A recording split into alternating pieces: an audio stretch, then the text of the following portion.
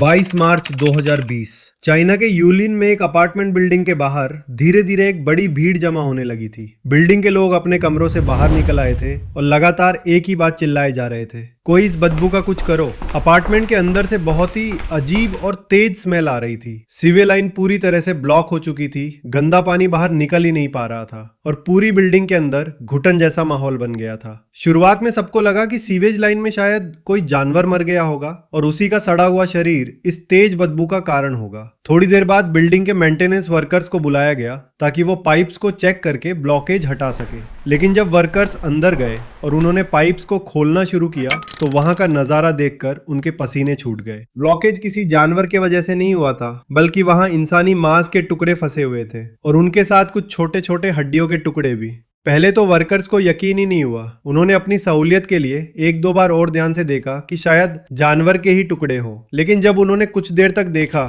तो उन्हें समझ आ गया कि मामला गंभीर है। इसके बाद वो तुरंत पाइप से दूर हट गए और बिना वक्त गवाए तुरंत पुलिस को कॉल कर दिया। सूचना मिलते ही पुलिस तुरंत मौके पर पहुंच जाती है। पूरा एरिया सिक्योर कर दिया गया। फिर जब उन्होंने हड्डियों और मांस के टुकड़ों को गौर से परखा तो वो एकदम हक्के बक्के रह गए, क्योंकि वो सच में इंसानी शरीर के ही टुकड़े थे जिन्हें जानबूझकर टुकड़ों में काटकर सीवर सिस्टम में फ्लश करने की कोशिश की गई थी।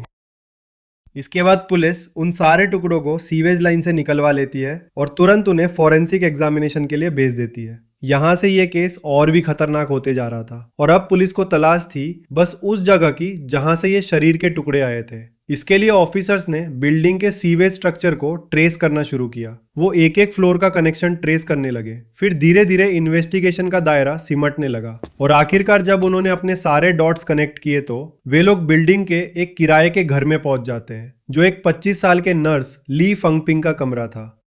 पुलिस जब उस कमरे के अंदर पहुंची तो उन्हें वहां और भी चौंकाने वाली चीजें मिली। वहां पर कुछ खून के निशान थे जिन्हें जल्दबाजी में साफ करने की कोशिश की गई थी और उसी कमरे से कुछ और इंसानी शरीर के टुकड़े भी बरामद हुए।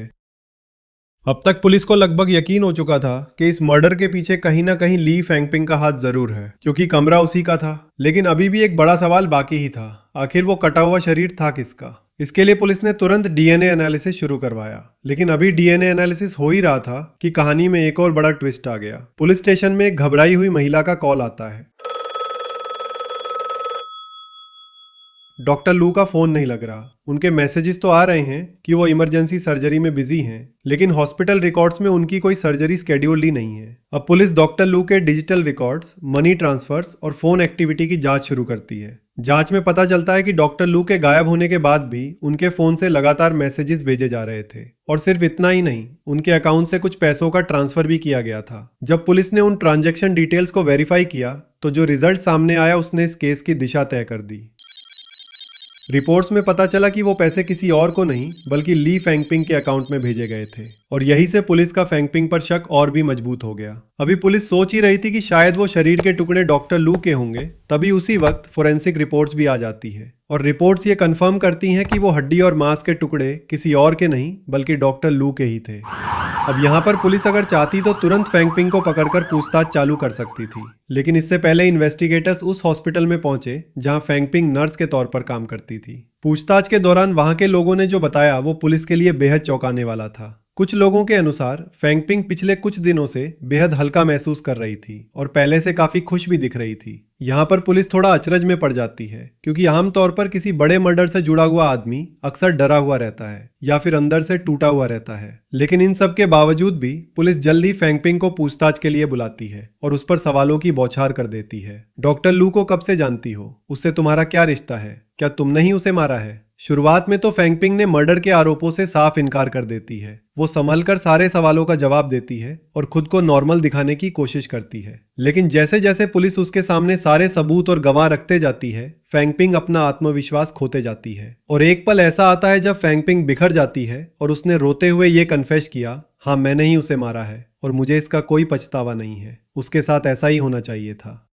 लेकिन अब यहाँ सबसे बड़ा सवाल उठता है, आखिर ऐसी क्या नौबत आ पड़ी थी कि एक नर्स जिसका काम लोगों की जान बचाना होता है, उसने किसी इंसान को इतनी बेरहमी से मार डाला। डॉक्टर लू का फैंगपिंग से क्या रिश्ता था? और सबसे बड़ा सवाल, फैंगपिंग मर्डर करने के बाद खुश क्यों थी? इन सारे सवालों के जवाब जानने के लिए let's dive into the grizzly files.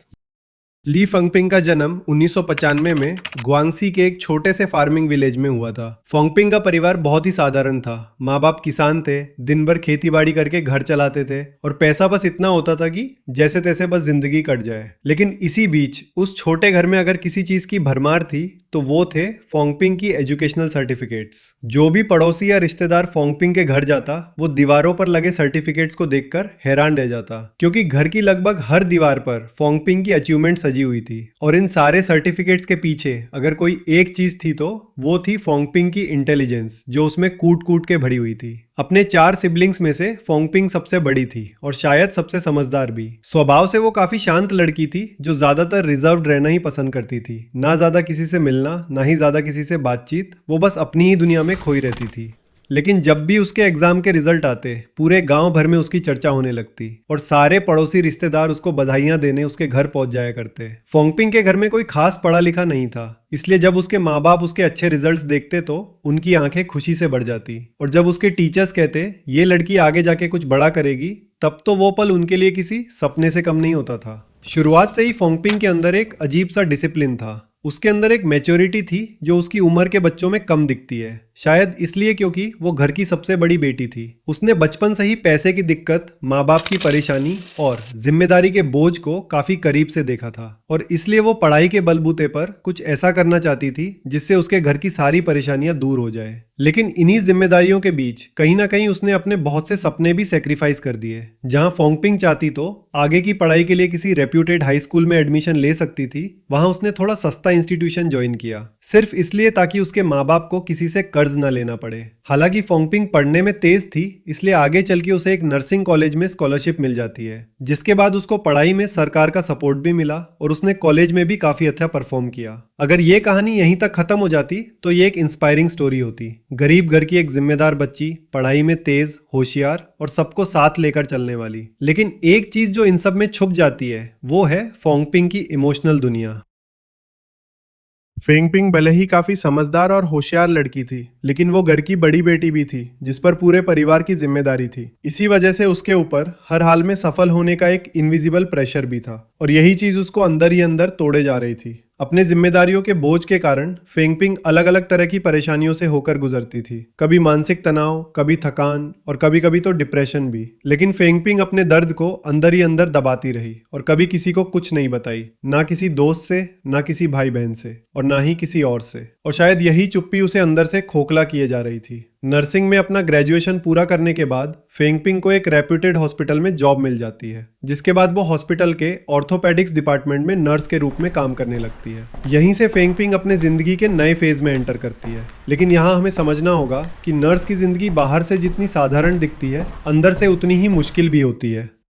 लगातार अलग अलग डिपार्टमेंट में भागना पड़ता है, लंबे शिफ्ट्स होते हैं, पेशेंट लोड ज़्यादा होता है, और इसी भागदौड़ के बीच लोगों को किसी से अच्छा बॉन्ड बनाने का समय ही नहीं मिलता। अब फेंगपिंग तो पहले से ही अकेली रहती थी, लेकिन हॉस्पिटल ज्वाइन करने के बाद वो और भी अकेली पड़ गई। उसके कॉलीग्स को बस इतना पता था कि उसका नाम ली फेंगपिंग है। बाकी उसे क्या पसंद है, उसके घर में क्या चल रहा है, वो कैसा महसूस करती है, इन सब के बारे में किसी को कुछ नहीं पता था। बाहर से फेंगपिंग एक नॉर्मल, हार्डवर्किंग और एक डेडिकेटेड नर्स थी, लेकिन अंदर ही अंदर उसकी जिंदगी एक खतरनाक मोड़ लेने जा रही थी, और उस मोड़ का नाम था गैम्बलिंग। उस समय चाइना में एक ऑनलाइन लॉटरी स्टाइल गैम्बलिंग बड़ा फेमस हुआ करता था, लकी एयरशिप। लोगों को जब फेंगपिंग ने इस गैम्बल के बारे में बात करते सुना, वो इसके लिए काफी एक्साइटेड हो गई। उसने सोचा अगर बाकी लोग कर रहे हैं तो मुझे भी करना चाहिए, क्या पता कुछ अच्छा हो जाए। शुरुआत में उसने काफी छोटे बैट्स लगाए और रिजल्ट, वो जीत गई। लेकिन असली कहानी तो यहीं शुरू होती है। छोटी छोटी जीत ने उसे कॉन्फिडेंस से भर दिया। उसे लगने लगा कि वो सिस्टम को समझ चुकी है और अगर वो स्मार्ट खेलेगी तो हमेशा जीतती रहेगी। अब वो धीरे धीरे YouTube और सोशल मीडिया पर गैम्बलिंग स्ट्रेटेजी सर्च करने लगी, एक्यूरेसी इंप्रूव करने का तरीका देखने लगी, और जब उसे लगता कि अब वो सब पैटर्न समझ चुकी है, वो जाकर बैटिंग करने लगती। लेकिन अनजाने में उसे पता ही नहीं चला कि कब ये छोटे बैट्स और छोटी विक्ट्रीज उसको बड़े की ओर धकेलने लगी, और कब वो इस गैम्बलिंग के जाल में फंसते चली गई।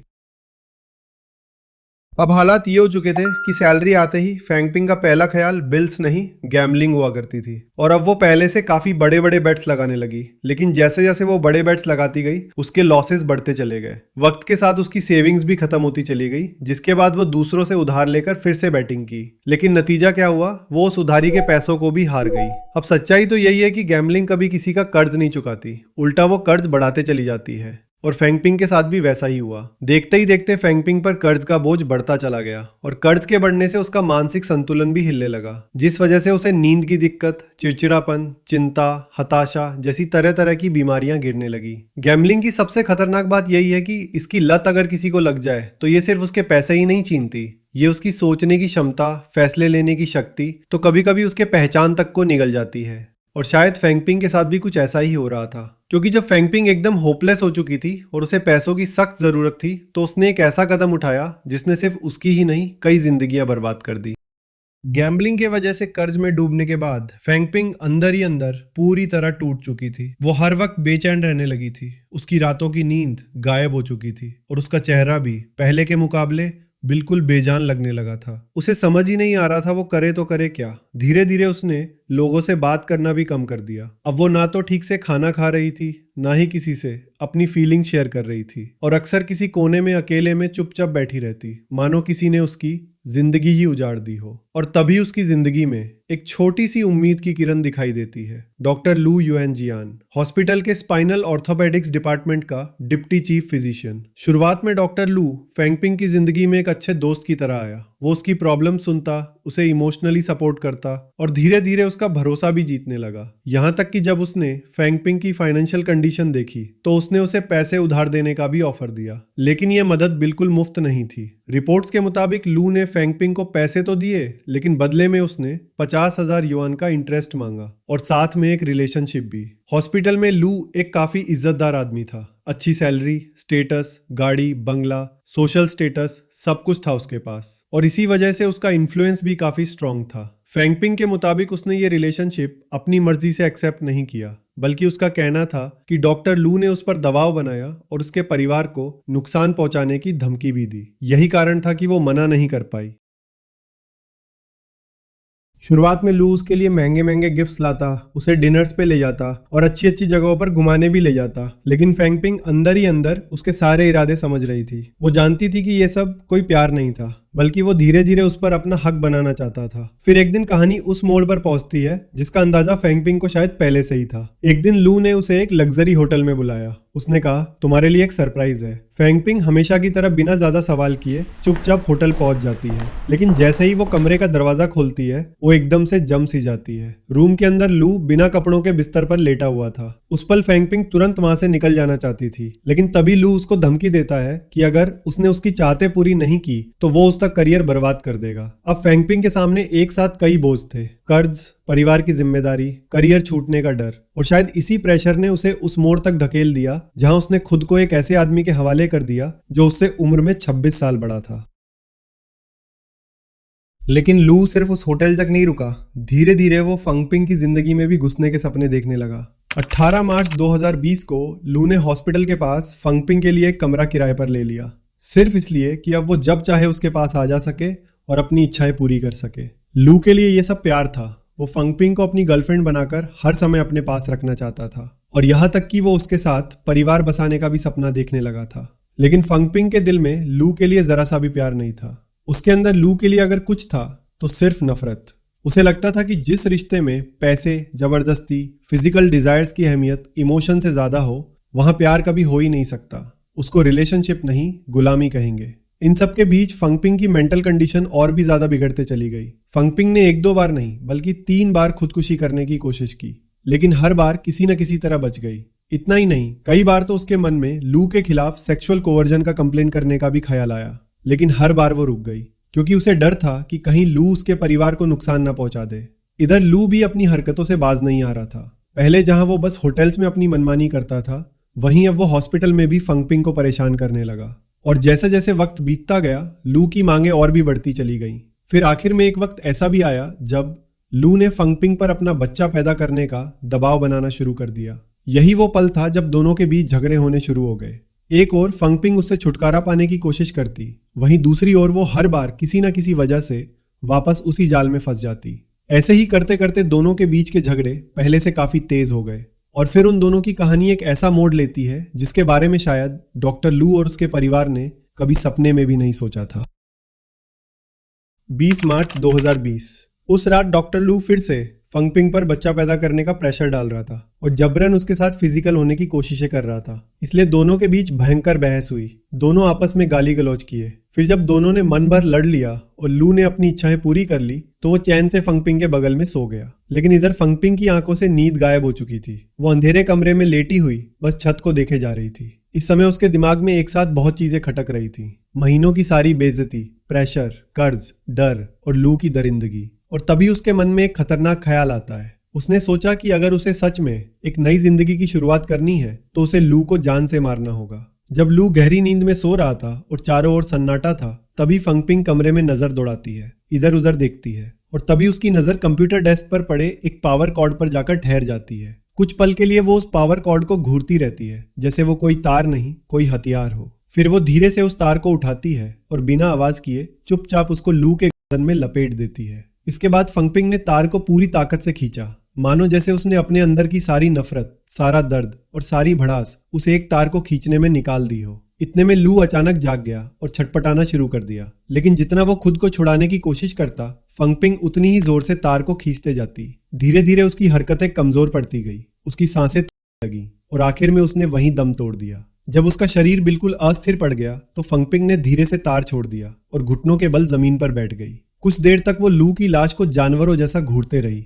उसकी आंखों में आंसू थे और लू के लिए गुस्सा भी। वो रो रही थी, चीख रही थी और अपने पिछले बुरे लम्हों को याद कर रही थी। लेकिन इन सब के बीच उसे एक अजीब सा सुकून भी महसूस हो रहा था, मानो वो किसी जेल से आजाद हो गई हो। हालांकि फंगपिंग ने जो गुनाह किया था उसका भी अंदाजा उसे अच्छे से था और इसलिए अब वो जल्दी से सबूत मिटाने की तैयारी में लग जाती है। सबसे पहले उसने लू के फिंगरप्रिंट का इस्तेमाल करके उसका फोन अनलॉक किया। फिर उसके अकाउंट से एक मोटी रकम अपने अकाउंट में ट्रांसफर कर ली। इसके बाद उसने अपने फोन में सर्च किया डेड बॉडी को ठिकाने कैसे लगाए। सर्च करने के बाद उसने अपने खून से सने कपड़े उतारकर फेंक दिए। इसी बीच लू की पत्नी लू को लगातार मैसेजेस और कॉल्स किए जा रही थी और अगर उन मैसेजेस का रिप्लाई नहीं दिया जाता तो शायद सच बहुत जल्दी सामने आ गया होता। इसलिए फंगपिंग ने यहाँ बड़े चालाकी से लू के एप्पल वॉच का इस्तेमाल किया और उसके पत्नी को रिप्लाई कर दी। इमरजेंसी सर्जरी के वजह से वो कुछ दिन के लिए बाहर रहेगा और कॉल्स नहीं उठा पाएगा। अब सुबह होने वाली थी और कुछ ही घंटों बाद फंगपिंग को हॉस्पिटल भी जाना था, इसलिए उसने लू के लाश को रूम में ही कहीं छुपा दिया और फिर सो गई। अगली सुबह वो उठी, तैयार हुई और हॉस्पिटल में ऐसे गई मानो कुछ हुआ ही ना हो। उसके कोवर्कर्स ने भी नोटिस किया कि आज फंगपिंग पहले के मुकाबले काफी हल्का और रिलैक्स्ड लग रही थी। उन्हें भनक तक नहीं लगी कि जिस लड़की को वो देख रहे हैं उसने कुछ घंटे पहले एक मर्डर किया है। 21 मार्च की शिफ्ट खत्म करने के बाद अगली शिफ्ट तक फंगपिंग के पास करीब 20 घंटे थे और उस 20 घंटों में जो उसने किया वो इस केस को चाइना के सबसे डरावना मर्डर केस में शामिल कर दिया। फंगपिंग एक नर्स थी। उसने ह्यूमन एनाटॉमी की ट्रेनिंग ली थी और उसे अच्छे से पता था कि ह्यूमन बॉडी का स्ट्रक्चर कैसा होता है। लेकिन अब वो उसी नॉलेज को एक बेहद डरावने काम के लिए इस्तेमाल करने वाली थी। फंगपिंग ने अगले कुछ घंटों में लू के शरीर को करीब 2000 टुकड़ों में काट दिया। पहले उसने हाथ पैर अलग किए, फिर मांस को हड्डियों से अलग किया और यहाँ तक कि कुछ हड्डियों को कुचल भी डाला। कोर्ट रिकॉर्ड्स के मुताबिक पुलिस को 2368 पीसेस मांस के टुकड़े मिले थे और सबसे डरावनी बात तो ये थी कि वो सिर्फ काटे नहीं गए थे, उनमें से कितनों को पकाया भी गया था। फंगपिंग ने जब शरीर को टुकड़ों में काट दिया तो उसने कुछ हड्डियों को अपने बिस्तर के नीचे छुपा दिया और फिर पके हुए मांस के टुकड़ों को टॉयलेट में फ्लश करना शुरू कर दिया। उसे लगा ये सब हमेशा के लिए सीवर लाइन के अंदर गायब हो जाएंगे। लेकिन सच की बस एक ही प्रॉब्लम होती है, उसे जितना दबाया जाता है उतनी ही बुरी तरह बाहर भी आ जाता है। लेकिन सच न कभी छुपा था और ना उस दिन भी छुपा। 22 मार्च को जब उन मांस के टुकड़ों के कारण सीवर लाइन ब्लॉक हो गया तब उस अपार्टमेंट बिल्डिंग के साथ साथ ली फंगपिंग की पूरी जिंदगी भी ब्लॉक हो गई।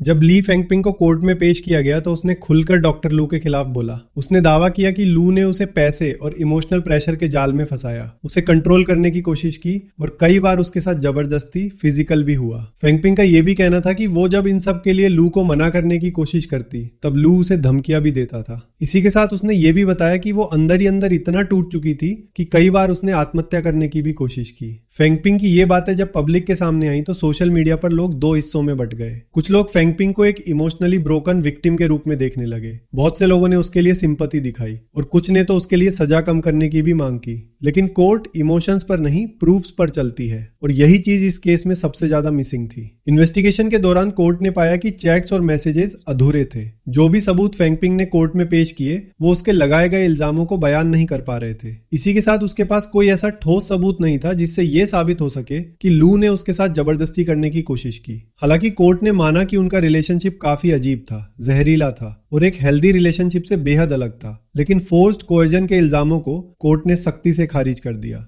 आखिरकार कोर्ट ने फेंगपिंग को इंटेंशनल मर्डर, पैसों की चोरी और सबूत मिटाने के लिए दोषी पाया और इसी वजह से उसे फांसी की सजा सुनाई गई। बाद में फेंगपिंग ने कोर्ट के वर्डिक्ट को अपील भी किया, लेकिन उस अपील को रिजेक्ट कर दिया गया और फिर 2023 में उसको फांसी दे दी गई। फेंगपिंग को जब फांसी हुई तो लोगों ने जस्टिस सिस्टम से नाराजगी जताई। कुछ लोगों का मानना था कि जस्टिस सिस्टम ने एक औरत जो मानसिक रूप से बीमार थी उसे समझने की कोशिश ही नहीं की। वहीं दूसरी तरफ कुछ लोगों का यह भी मानना है कि फेंगपिंग ने कोर्ट के सामने झूठ बोला बस इसलिए ताकि वो सजा से बच सके। लेकिन दोस्तों, शायद इस केस का सबसे डिस्टर्बिंग पार्ट ये नहीं है कि फेंगपिंग विक्टिम थी या हैवान, बल्कि ये है कि उसकी जिंदगी अनजाने में बर्बाद होते चली गई और किसी को पता भी नहीं चला। अगर हम फेंगपिंग की जिंदगी पर एक बार और नजर डालें तो हमें एक इंटेलिजेंट, डिसिप्लिन्ड और रिस्पॉन्सिबल लड़की दिखाई देती है जो अपने परिवार के लिए कुछ बड़ा करना चाहती थी। लेकिन दिक्कत तब आई जब धीरे धीरे उसने अपनी सारी परेशानियों को अंदर ही अंदर दबाना शुरू कर दिया। फिर गैम्बलिंग की एडिक्शन, कर्ज, धीरे धीरे खुद को दुनिया से अलग कर लेना और अंत में लू के जाल में फंस जाना, ये सारी चीजें उसे उस मोड़ तक ले गई जहां से वापस लौटना बेहद मुश्किल था। फेंगपिंग के इस केस से हमें एक चीज जरूर सीखना चाहिए। जब लू ने फेंगपिंग को परेशान करना शुरू किया तब फेंगपिंग ने उसके खिलाफ एक भी ढंग के सबूत नहीं जुटाए। उसने एक बार भी पुलिस को नहीं बताया, उसने एक बार भी ये चीज अपने घर में किसी को नहीं बताया और चुपचाप सब झेलती रही। वही शायद अगर फेंगपिंग ने सही समय पर किसी से मदद मांगी होती तो ये कहानी यहाँ तक कभी पहुंचती ही नहीं। लेकिन अगर वो अनजाने में उस जाल में फंस भी गई और उसके लगाए गए सभी आरोप सही थे तो उसे लू के खिलाफ एक ढंग का सबूत तो जरूर जुटाना चाहिए था जिससे उसकी सजा थोड़ी कम हो सके। लेकिन यहीं पर फेंगपिंग कोर्ट के सामने हार जाती है। तो हमें इससे क्या सीखने को मिला? यही कि जब भी आप किसी परेशानी में फंसे तो कम से कम किसी एक इंसान को जरूर बताएं, चाहे वो आपके पेरेंट्स हो, कोई सच्चा दोस्त हो या फिर आपके भाई बहन में से कोई। क्योंकि कई बार चुप्पी इंसान को अंदर से इतना तोड़ देती है कि वो गलत और सही के बीच का फर्क ही खो देता है। अब जाते जाते आपसे बस एक सवाल, आपके नज़र में फेंगपिंग के लिए मौत की सज़ा फेयर थी या अनफेयर? आपकी जो भी ओपिनियन है कमेंट्स में ज़रूर बताइएगा। और अगर आपको ऐसे ही psychologically disturbing true crime cases पसंद हैं तो हमारे चैनल को भी सब्सक्राइब करना मत भूलिएगा, क्योंकि हम ऐसे केसेस आपके लिए हमेशा लाते रहते हैं। हम फिर मिलेंगे आपसे एक और डार्क डिस्टर्बिंग केस के साथ। Till then keep watching the grizzly files.